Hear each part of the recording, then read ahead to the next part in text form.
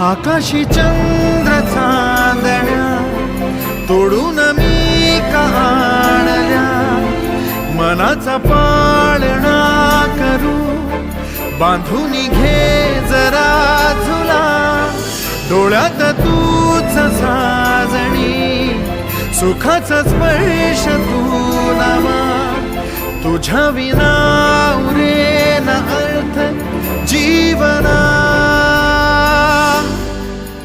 उजळे तुझ्या हसूने कणकण, अन चंद्र हे हातीचे काकण.